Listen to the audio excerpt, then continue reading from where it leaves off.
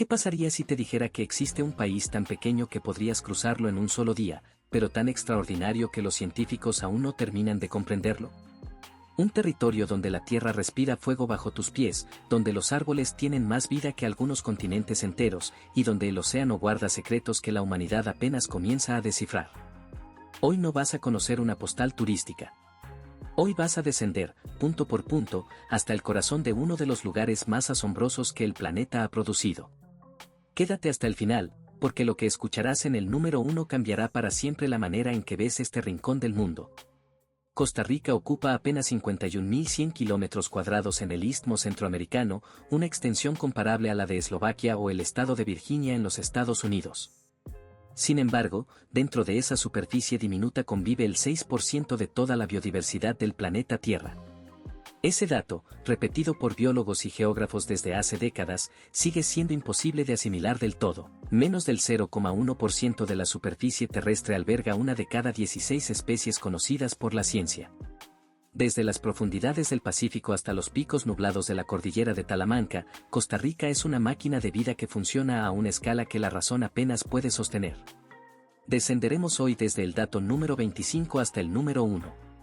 Cada punto revela una capa distinta de este territorio, su geografía extrema, sus fenómenos naturales únicos, sus récords silenciosos y sus paradojas que desafían la lógica. El dato número 1 es el más profundo y científicamente impactante de todos los que escucharás hoy. No te lo adelantamos. Merece ser el final. Número 25. El país más estrecho del Istmo Centroamericano, Punta Arenas / Limón, Costa Rica. Hay algo casi inverosímil en la geografía de Costa Rica cuando se observa en un mapa con atención. En su punto más angosto, el territorio continental del país mide apenas 119 kilómetros de costa a costa, separando las aguas del Océano Pacífico de las del Mar Caribe. Eso equivale a poco más de la distancia que separa Madrid del Escorial en línea recta. Una persona en buena condición física podría, en teoría, caminar desde el Pacífico hasta el Caribe en menos de 2 días. Esta estrechez extrema tiene consecuencias geográficas profundas. Los vientos alisios que soplan desde el Caribe chocan contra la cordillera central y liberan toda su humedad en las laderas orientales, mientras que el Pacífico vive bajo un régimen de lluvias completamente diferente, marcado por una estación seca definida entre diciembre y abril.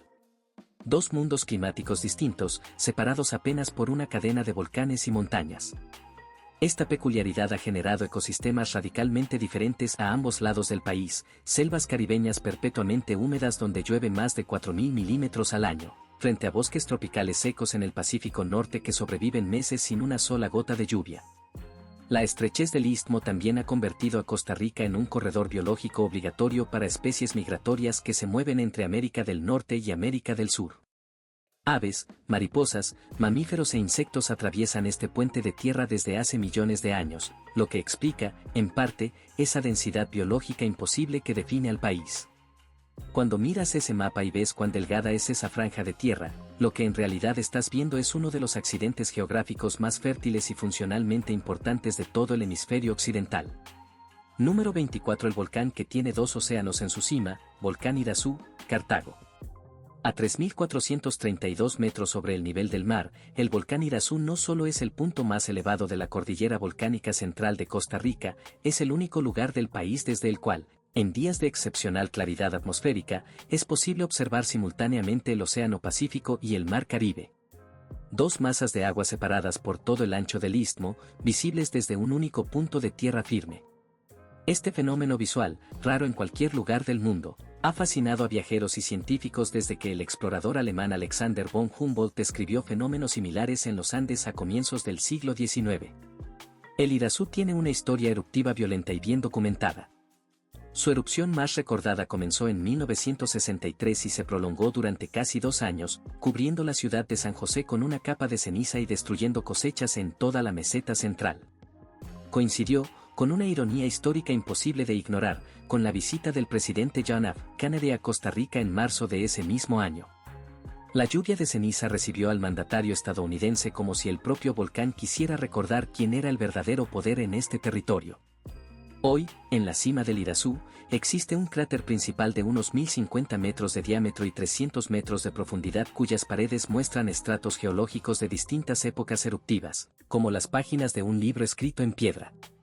Su laguna cratérica, cuyo color cambia entre el verde esmeralda y el gris ceniza según la actividad volcánica, es uno de los paisajes más extraños y bellos de toda Centroamérica. Número 23. La llanura que produce la mitad de las exportaciones del país, llanura de Guanacaste, Guanacaste. Existe en el noroeste de Costa Rica una planicie extensa y árida que contrasta brutalmente con la imagen de selva exuberante que el mundo asocia al país. La llanura de Guanacaste, moldeada por millones de años de actividad volcánica y por los vientos secos del Pacífico Norte, es una de las zonas más importantes económicamente del territorio costarricense. Sus suelos volcánicos profundos y su clima de estación seca marcada la convirtieron históricamente en tierra de ganadería extensiva, actividad que durante décadas fue el corazón económico de la región y que dejó huellas culturales indelebles en la identidad del país. El guanacasteco a caballo, el sabanero, es símbolo nacional tanto como el quetzal o el boyero. Pero Guanacaste es también hoy el epicentro de la producción de energía geotérmica de Costa Rica. Las plantas geotérmicas del campo Miravalles, instaladas en las faldas del volcán del mismo nombre, generan una porción significativa de la electricidad nacional aprovechando el calor interno de la tierra. Esta provincia, que cubre el 11% del territorio nacional, alberga además algunas de las playas más extensas y frecuentadas del Pacífico costarricense, convirtiendo al turismo en otro de sus motores económicos fundamentales. La paradoja de Guanacaste es reveladora, una tierra aparentemente inhóspita y seca que, gracias a la sabiduría acumulada de generaciones y al aprovechamiento inteligente de sus recursos geológicos, se ha convertido en una de las regiones más productivas del país. El contraste entre su paisaje reseco y su riqueza funcional es, en sí mismo, una lección de geografía económica. Número 22. El río más caudaloso y su relación con la lluvia caribeña, río Reventazón, Cartago/Limón. El río Reventazón nace en las alturas de la cordillera de Talamanca y desciende con una violencia geográfica que pocos ríos de América Central pueden igualar. A lo largo de sus 145 kilómetros de recorrido, desciende desde los 3.000 metros de altitud hasta el nivel del Mar Caribe, acumulando una diferencia de altura que lo convierte en uno de los ríos con mayor gradiente del istmo centroamericano. Esta caída brutal genera una energía hidráulica enorme. No en vano, en su cuenca se encuentra el complejo hidroeléctrico de Reventazón, cuya planta principal, inaugurada en el año 2016, es la mayor obra de infraestructura eléctrica de la historia moderna de Costa Rica y una de las plantas hidroeléctricas más grandes de toda Centroamérica. El río Reventazón también es famoso entre los practicantes de deportes de aventura.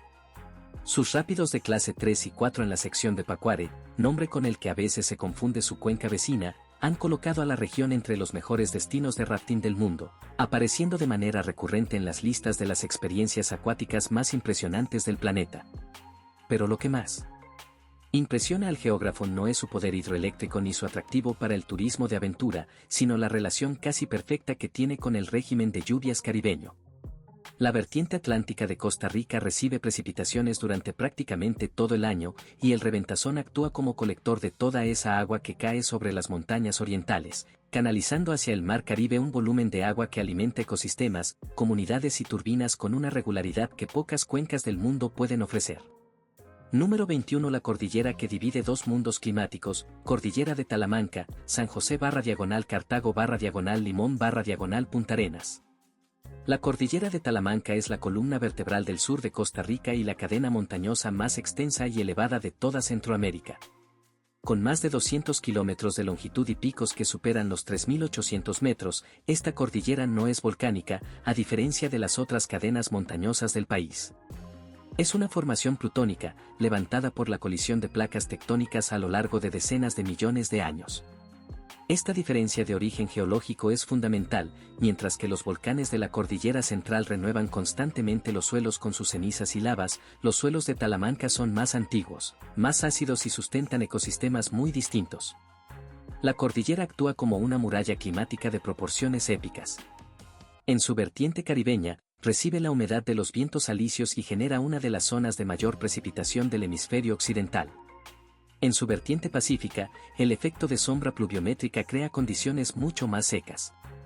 Esta dualidad ha producido una biodiversidad extraordinaria, en sus laderas coexisten bosques nubosos, páramos de altura, selvas tropicales y ecosistemas de transición que no existen en ningún otro lugar del mundo. La cordillera de Talamanca alberga además la mayor reserva indígena de Costa Rica, donde comunidades bribris y cabécares han vivido durante siglos en relación directa con sus ecosistemas. El territorio es patrimonio de la humanidad desde 1983, reconocimiento que los científicos consideran no solo justo sino claramente insuficiente dado el valor biológico que encierra. Número 20. El delta costero más productivo del Pacífico centroamericano, delta del río Terraba, Punta Arenas. En la esquina sureste del Golfo Dulce, donde el río Terraba alcanza finalmente el Pacífico tras descender desde las alturas de Talamanca, existe uno de los deltas costeros más ecológicamente ricos y menos conocidos de toda Centroamérica. El delta del Terraba, también conocido como el Humedal Nacional Terraba-Sierpe, abarca más de 30.000 hectáreas de manglares, canales, islas de sedimento y zonas inundables que constituyen el sistema de manglares más extenso de Costa Rica y uno de los más productivos del Pacífico americano. Los manglares son ecosistemas de una complejidad asombrosa. Sus raíces sumergidas crean estructuras tridimensionales que funcionan como guarderías para decenas de especies de peces, crustáceos y moluscos. El manglar del Terraba es área de reproducción de especies comercialmente importantes como el pargo, el róbalo y varios tipos de camarón, lo que lo convierte en la base económica de comunidades pesqueras que han vivido de sus aguas durante generaciones. Pero el manglar tiene también una función que los científicos han comenzado a valorar de manera urgente en el contexto del cambio climático, la captura y almacenamiento de carbono. Los manglares almacenan carbono a una tasa varias veces superior a la de los bosques tropicales terrestres, convirtiéndose en aliados estratégicos en la lucha contra el calentamiento global. El delta del Terraba es, en este sentido, no solo un tesoro biológico sino una infraestructura natural de valor incalculable para el equilibrio climático de la región. Su protección, aún imperfecta, es una de las deudas ambientales más urgentes del país. Número 19. El lago cratérico más ácido de Centroamérica, Volcán Poás, Alajuela. En la cima del volcán Poás, a 2.700 metros sobre el nivel del mar, existe una laguna que los científicos describen como uno de los ambientes más inhóspitos para la vida que existen sobre la superficie terrestre. La laguna del cráter del Poás tiene un pH que puede alcanzar valores negativos, lo que la convierte en uno de los cuerpos de agua más ácidos del planeta. Para entender la escala de esta acidez, el jugo de limón tiene un pH de alrededor de 2. El vinagre, de 2,4. La laguna del Poás puede tener un pH de 0 o incluso negativo, una concentración de ácido sulfúrico que disuelve metales, destruye tejido biológico en segundos y hace que el ambiente alrededor del cráter sea irrespirable durante los periodos de mayor actividad. Esta hostilidad extrema es el resultado de la combinación entre la actividad fumarólica intensa del volcán y el agua de lluvia que se acumula en el cráter. Los gases volcánicos ricos en dióxido de azufre se disuelven en el agua formando ácido sulfúrico con una eficiencia química brutal. El volcán Poás tuvo en abril de 2017 una de sus erupciones más violentas en décadas, expulsando columnas de material a más de 3.000 metros de altura y obligando a la evacuación de comunidades cercanas. A pesar de su peligrosidad, el Poás es el volcán más visitado de Costa Rica y uno de los más accesibles del mundo, con una carretera que llega hasta las cercanías del cráter. Esta paradoja, la de uno de los lugares más hostiles del planeta convertido en destino turístico de masas, dice mucho sobre la fascinación que ejercen los volcanes sobre la imaginación humana. Número 18. La isla que nadie puede tocar, Isla del Coco, Punta Arenas. A 550 kilómetros al suroeste de la costa pacífica de Costa Rica, en aguas del Océano Pacífico tropical, existe una isla que los científicos consideran uno de los laboratorios naturales más importantes del planeta. La isla del Coco tiene apenas 24 kilómetros cuadrados de superficie, pero sus aguas circundantes albergan una de las concentraciones más altas de tiburones, rayas y grandes pelágicos del Océano Pacífico Oriental.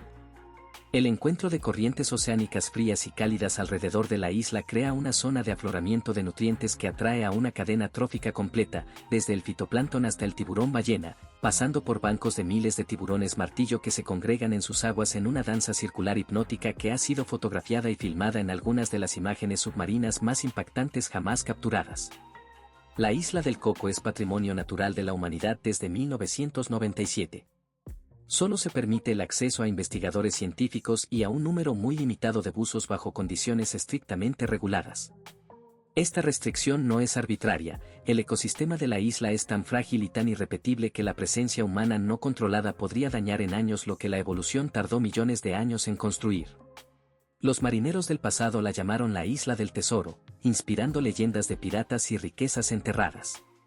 La realidad es que el verdadero tesoro de la Isla del Coco está vivo, nada, y se reproduce en sus aguas con una abundancia que el resto del Océano Pacífico perdió hace décadas.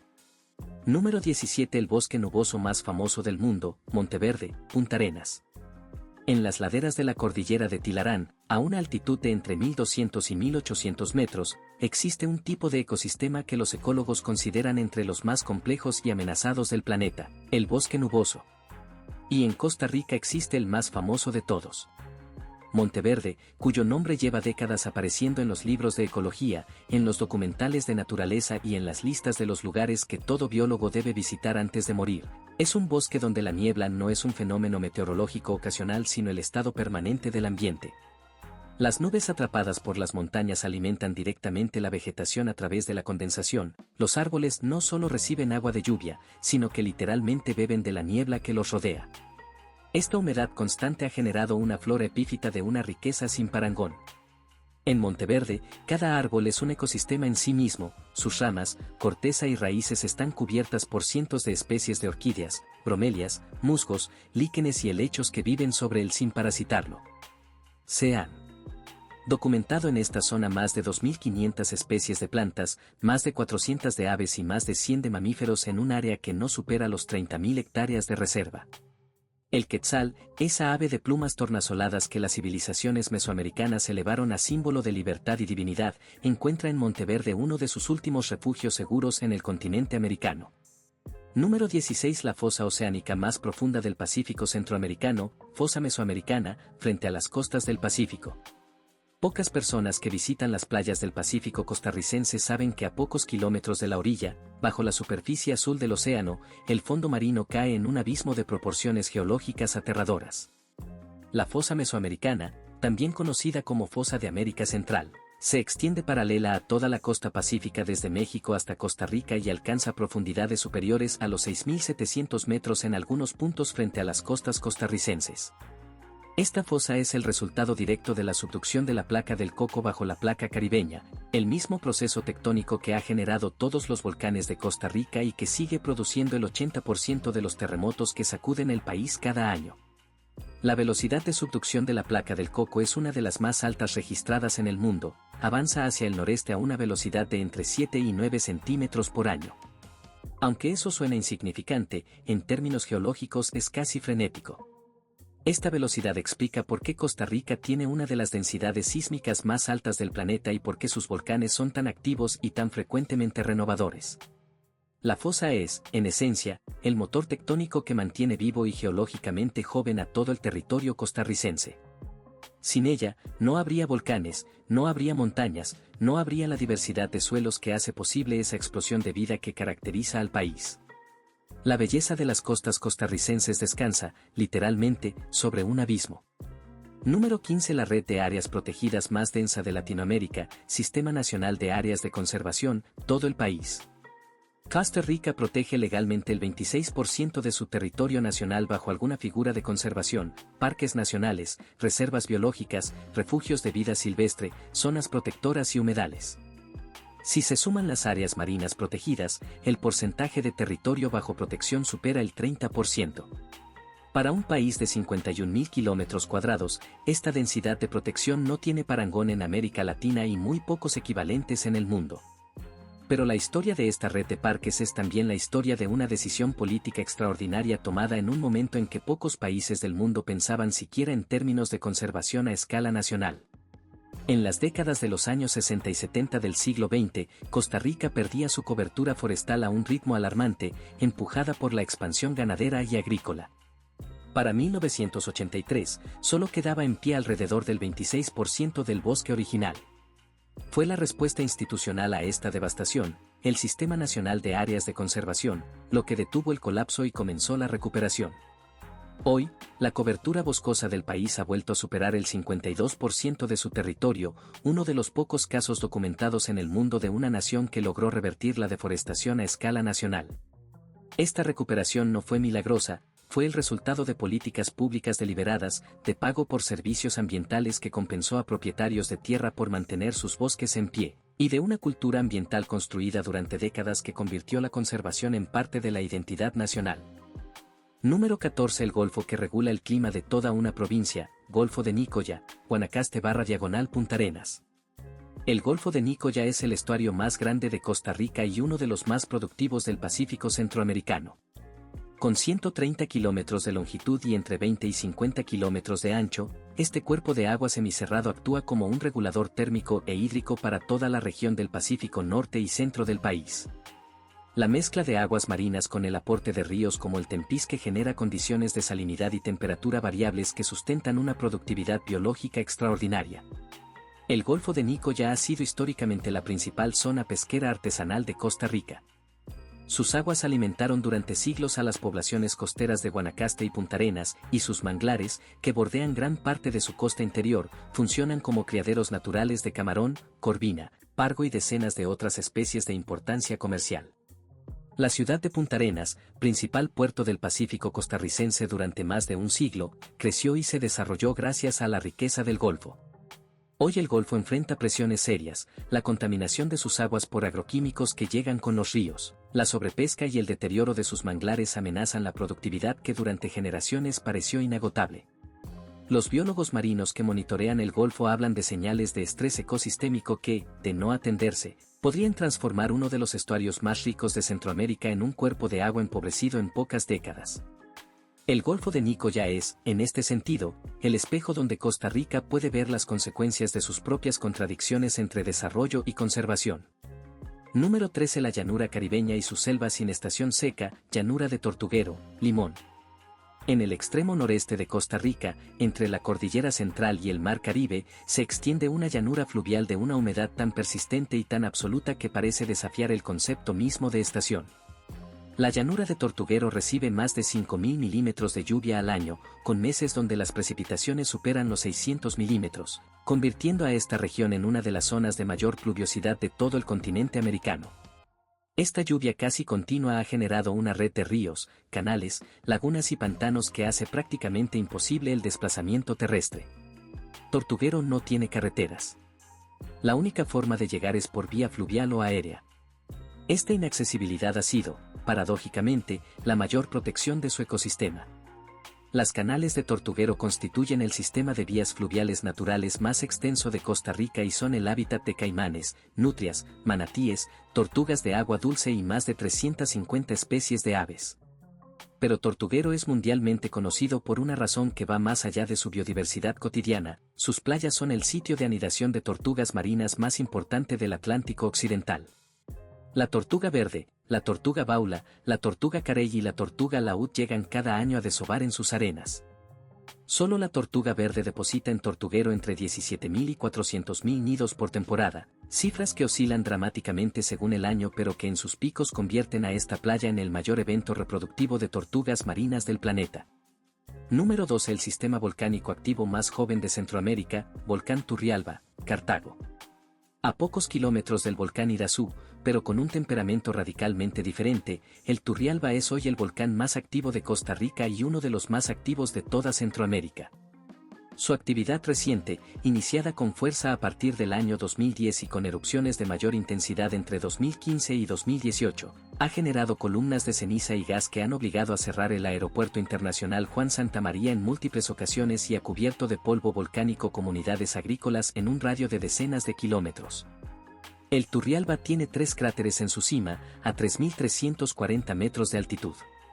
Su nombre proviene del idioma indígena huetar y significa, según diversas interpretaciones, río de fuego o torre de fuego, nombres que hoy resultan proféticos dada la actividad que el volcán ha desplegado en los últimos años.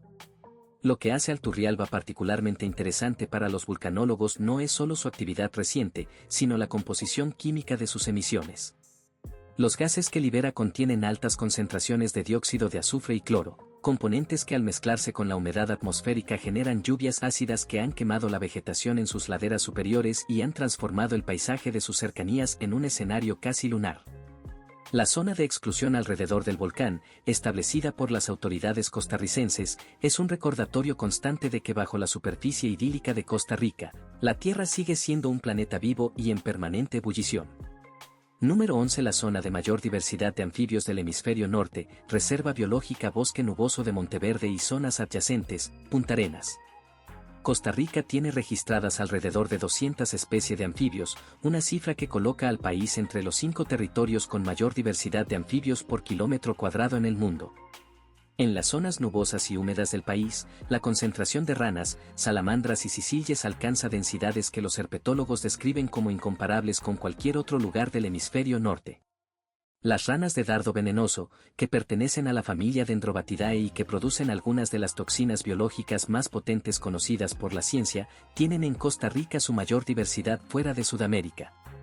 Sus colores, que van del azul eléctrico al naranja encendido, son avisos químicos de una toxicidad que los predadores aprendieron a respetar a lo largo de millones de años de evolución. Pero el dato más perturbador de esta sección no es la riqueza presente, sino la crisis en curso. Desde la década de los años 80 del siglo XX, las poblaciones de anfibios en todo el mundo han colapsado a una velocidad que los científicos califican como la sexta extinción masiva. Costa Rica no ha sido la excepción. La rana de cristal, la rana de vidrio, y decenas de especies endémicas han desaparecido o se encuentran al borde de la extinción. La causa principal es un hongo microscópico, el Batrachochytrium dendrobatidis, que destruye la piel de los anfibios y les produce un fallo cardíaco mortal. Este hongo, propagado inadvertidamente por el comercio global de anfibios, ha borrado del mapa a especies que tardaron millones de años en evolucionar.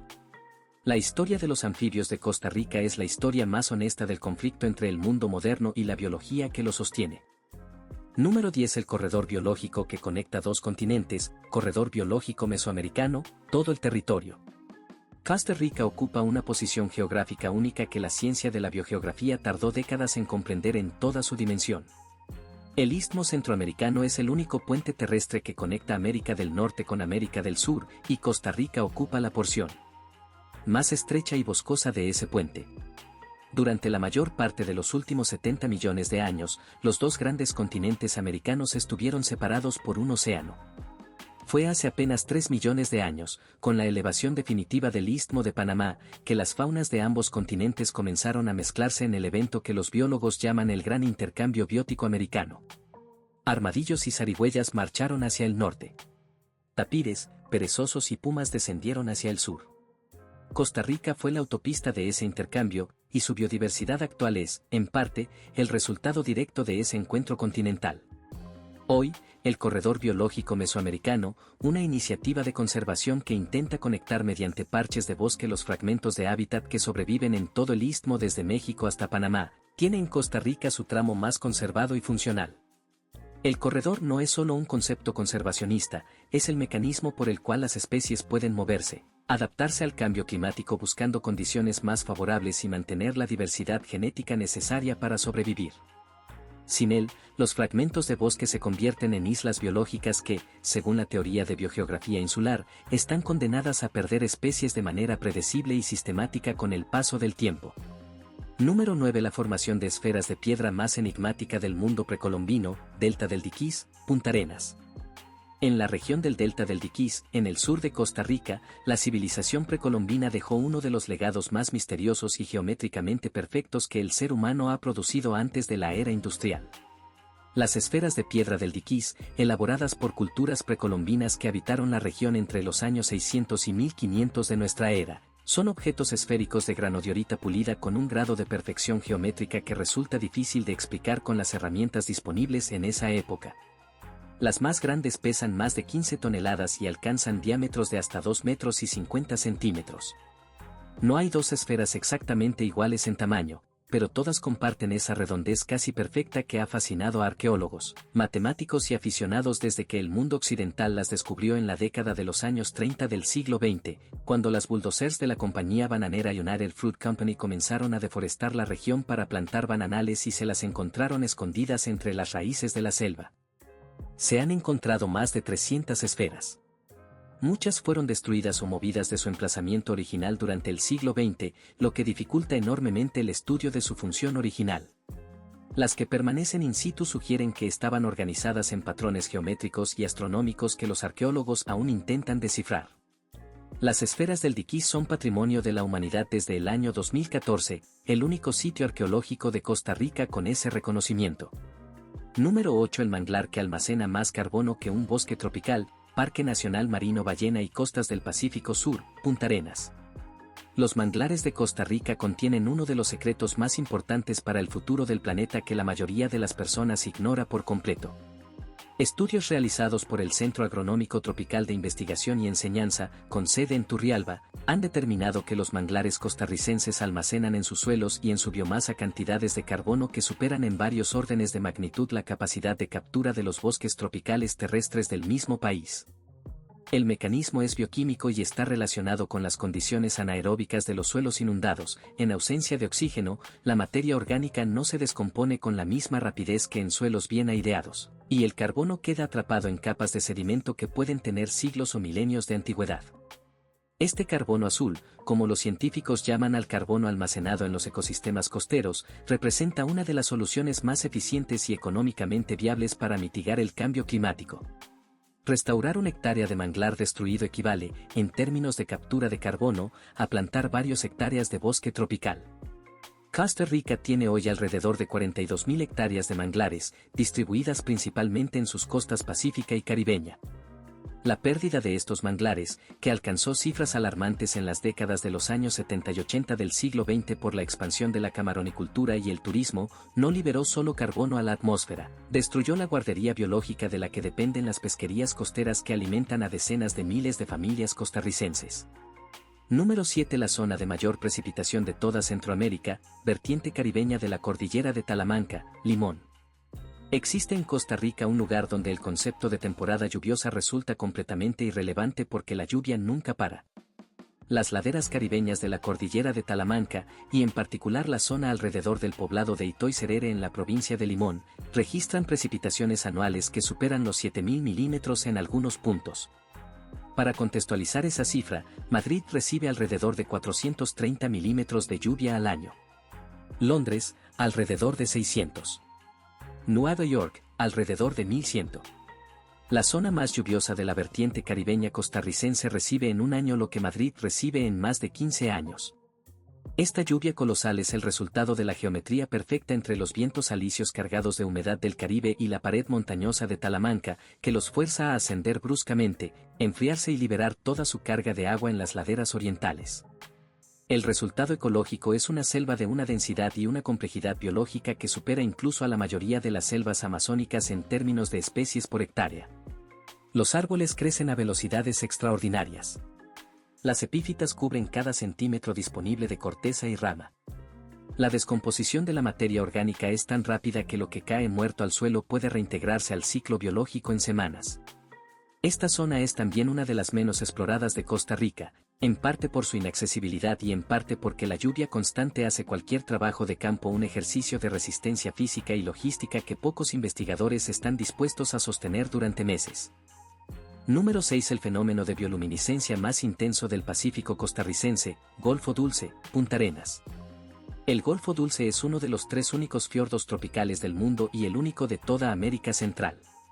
Formado por procesos tectónicos que hundieron la costa del Pacífico Sur de Costa Rica hace millones de años. El Golfo tiene características oceanográficas completamente distintas a cualquier otra masa de agua costera del país. Su profundidad máxima supera los 200 metros, y sus aguas profundas están prácticamente desconectadas de la circulación oceánica general, lo que genera condiciones de temperatura, salinidad y oxigenación únicas. En determinadas noches del año, bajo condiciones específicas de temperatura del agua y luna nueva, el Golfo Dulce exhibe uno de los fenómenos de bioluminiscencia más intensos y espectaculares que se conocen en el Pacífico de América Central. Dinoflagelados del género Noctiluca y otras especies de fitoplancton bioluminiscente se concentran en la superficie del agua en densidades tan altas que cualquier movimiento, el de un remo, el de un pez, el de una mano sumergida, produce destellos de luz azul verdosa de una belleza que ninguna fotografía ha logrado capturar del todo fielmente. Este fenómeno no es permanente ni predecible con exactitud, depende de la temperatura del agua, de la disponibilidad de nutrientes y de la ausencia de luna, condiciones que se alinean de manera irregular y que hacen cada aparición un evento irrepetible. El Golfo Dulce es además el segundo hábitat más importante de Costa Rica para la ballena jorobada después del Parque Nacional Marino Ballena. Cada año, entre julio y noviembre, cientos de ballenas llegan a parir y a criar a sus ballenatos en sus aguas templadas, convirtiendo al Golfo en uno de los escenarios de vida marina más extraordinarios del hemisferio occidental. Número 5. El bosque primario que sobrevivió a las bananeras, Parque Internacional La Amistad, Punta Arenas / Limón. El Parque Internacional La Amistad es el área protegida más grande de Costa Rica y la mayor reserva de bosque primario de toda Centroamérica. Con más de 193.000 hectáreas del lado costarricense y otras 207.000 del lado panameño, La Amistad es un parque transfronterizo cuya creación en 1982 fue, en su momento, un acto de diplomacia ambiental sin precedentes en la región. Su nombre hace referencia precisamente a esa cooperación entre dos países para proteger un ecosistema que no reconoce fronteras. La historia de La Amistad es también la historia de lo que estuvo a punto de perderse. A lo largo del siglo XX, la región sufrió la presión de la industria bananera, la ganadería y la colonización agrícola que avanzaban desde las costas hacia el interior. Lo que salvó al corazón de Talamanca fue, paradójicamente, su propia inaccesibilidad, las montañas demasiado empinadas, los ríos demasiado caudalosos y la lluvia demasiado intensa hicieron que la deforestación encontrara sus límites naturales antes de destruir el núcleo del ecosistema. La Amistad alberga la mayor diversidad de ecosistemas de Costa Rica, desde selvas tropicales en sus partes bajas hasta páramos de altura, pasando por bosques nubosos y bosques de robles que crecen a altitudes donde la temperatura nocturna puede caer por debajo de cero. En sus bosques viven las últimas poblaciones viables de jaguar, puma, tapir, dantalloso hormiguero gigante del país. Es, en el sentido más literal de la expresión, la última gran fortaleza de la naturaleza costarricense. Número 4. La corriente oceánica que decide si hay vida en el Pacífico costarricense, corriente de Humboldt y domo térmico de Costa Rica, Océano Pacífico. A unos 100 kilómetros al noroeste de la isla del Coco, en pleno Océano Pacífico tropical, existe una anomalía oceanográfica permanente que los científicos marinos consideran uno de los ecosistemas marinos más productivos del mundo y uno de los menos comprendidos. El domo térmico de Costa Rica es una zona donde las aguas frías y ricas en nutrientes del interior del océano ascienden de manera permanente hacia la superficie, creando un parche oceánico de entre 300 y 500 kilómetros de diámetro donde la temperatura del agua es varios grados más fría que en las aguas circundantes y donde la concentración de fitoplancton, el primer eslabón de la cadena alimentaria marina, es extraordinariamente alta. Esta concentración de nutrientes atrae a una cadena trófica completa que incluye atún aleta amarilla, pez espada, delfines, ballenas jorobadas, cachalotes, tiburones oceánicos y una diversidad de aves marinas que los ornitólogos marinos consideran excepcional. El domo actúa como una isla de productividad en medio de un océano tropical relativamente pobre en nutrientes, un oasis biológico cuya existencia define los ciclos de vida de decenas de especies pelágicas que se mueven a través del Pacífico Oriental. Lo que hace al domo térmico de Costa Rica especialmente vulnerable es su sensibilidad al fenómeno de El Niño. Cuando las temperaturas oceánicas suben en el Pacífico, el afloramiento que sostiene al domo se debilita, la productividad colapsa y las especies que dependen de él pueden desplazarse cientos de kilómetros buscando condiciones equivalentes. En un mundo con océanos cada vez más cálidos, la permanencia de este ecosistema está lejos de estar garantizada. Número 3. El país que genera más del 99% de su electricidad con fuentes renovables, Sistema Nacional Interconectado, todo el territorio. En el año 2015, Costa Rica operó durante 75 días consecutivos sin quemar ni una sola gota de combustible fósil para generar electricidad. El 100% de la energía eléctrica del país provino ese periodo de fuentes renovables, hidroeléctrica, geotérmica, eólica y solar. En 2016, ese récord se extendió a 250 días. En años posteriores, Costa Rica ha mantenido porcentajes de generación renovable superiores al 99% de manera consistente, convirtiéndose en uno de los muy pocos países del mundo con una matriz eléctrica prácticamente libre de combustibles fósiles. Esta hazaña no es un accidente, es el resultado de décadas de inversión pública en infraestructura hidroeléctrica, de la existencia de recursos geológicos y climáticos extraordinarios como los ríos caudalosos y los volcanes activos, y de una visión política que priorizó la soberanía energética sobre la dependencia de los mercados de petróleo. El Instituto Costarricense de Electricidad, fundado en 1949, fue el instrumento de esa visión. Su modelo de empresa pública que reinvierte sus ganancias en nueva infraestructura ha sido estudiado y admirado por planificadores energéticos de todo el mundo como ejemplo de lo que es posible cuando el Estado toma decisiones de largo plazo. Costa Rica demuestra que no es el tamaño de un país ni la magnitud de su economía lo que determina su capacidad de transformar su relación con la energía, es la voluntad política sostenida en el tiempo. Ese dato, en el contexto global de crisis climática, es más que un récord técnico, es una prueba de que las alternativas existen. Número 2. El único país del mundo sin ejército que también lidera en conservación ambiental, todo el territorio nacional. El 4 de diciembre de 1948, el presidente José Figueres Ferrer tomó uno de los actos simbólicos más extraordinarios de la historia política de América Latina. Frente a las cámaras y con un mazo en la mano, golpeó las paredes del cuartel Bellavista en San José y declaró la abolición del ejército costarricense. Desde ese día, Costa Rica es la nación más antigua del mundo que ha vivido sin fuerzas armadas permanentes, un hecho que la distingue de casi todos los demás países del planeta y que ha tenido consecuencias geopolíticas, económicas y filosóficas que se extienden hasta hoy. El presupuesto que en otros países se destina a armamento, en Costa Rica se ha invertido en salud y educación. El país tiene una de las tasas de alfabetización y de cobertura de salud pública más altas de América Latina. Su esperanza de vida supera los 80 años, equiparable a la de países del norte de Europa con economías varias veces más grandes. No hay relación causal perfectamente trazable entre la abolición del ejército y el rendimiento social de Costa Rica, los factores son múltiples y complejos. Pero la coincidencia es demasiado persistente para ser ignorada.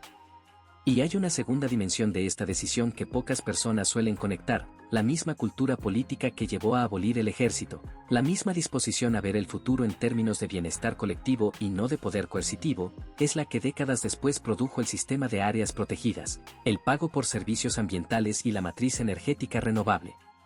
Costa Rica es un experimento político irrepetible cuyo mayor laboratorio es el propio territorio en que vive. Número 1. El punto del planeta donde la evolución ocurre más rápido que en ningún otro lugar del hemisferio occidental, zona de contacto biogeográfico, Costa Rica y Panamá. Durante décadas, los biólogos evolutivos asumieron que la evolución era un proceso lento, medible en millones de años, invisible a escala humana. Costa Rica ha obligado a revisar esa certeza de maneras que todavía resuenan en los laboratorios de biología evolutiva de las mejores universidades del mundo. La zona de contacto biogeográfico que se extiende desde el sur de Costa Rica hasta el norte de Panamá es el único lugar del hemisferio occidental donde dos grandes biotas continentales, la neártica del norte y la neotropical del sur, llevan apenas 3 millones de años en contacto. 3 millones de años es un instante en el tiempo evolutivo. Las especies que se encontraron cuando el istmo emergió del océano no han tenido tiempo suficiente para establecer equilibrios estables. Están todavía en pleno proceso de competencia, hibridación, adaptación y especiación. Los científicos del Instituto Smithsoniano de Investigaciones Tropicales han documentado en esta zona tasas de especiación, es decir, de formación de nuevas especies, que superan en velocidad a cualquier otra región del hemisferio norte. Las aves son el grupo más estudiado. En la zona de contacto costarricense-panameña existen más de 200 especies o pares de especies hermanas donde las poblaciones del norte y del sur se diferenciaron recientemente y siguen diferenciándose. Algunos pares de especies que llevan apenas 300.000 años separados ya muestran barreras reproductivas parciales, están en el proceso de convertirse en especies distintas ante los ojos de los científicos que los estudian. Costa Rica no es solo un país con mucha biodiversidad, es el escenario activo donde la biodiversidad del continente americano se está creando en tiempo real. No es un museo natural. Es una fábrica de evolución en funcionamiento pleno, y nosotros apenas estamos comenzando a entender lo que eso significa para la biología, para la conservación, y para nuestra comprensión de la vida misma en este planeta. Si hay algo que este recorrido desde el dato número 25 hasta el número 1 ha dejado claro, es que Costa Rica es mucho más que un destino turístico famoso por sus playas y su café. Es un territorio donde la geografía, la geología, la biología y la historia política se entrelazan de maneras que desafían casi todas las categorías con que solemos pensar el mundo. Un país sin ejército que protege más bosque que muchas potencias militares. Un país pequeño donde el planeta lleva 3 millones de años fabricando vida nueva. Un país que produce casi toda su electricidad sin quemar combustibles fósiles mientras el resto del mundo todavía debate si es posible hacerlo.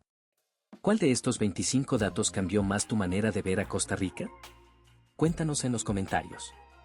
queremos saber qué te dejó pensando. Si llegaste hasta aquí, ya sabes que en este canal no venimos a repetir lo que cualquiera puede encontrar en una búsqueda de 5 minutos.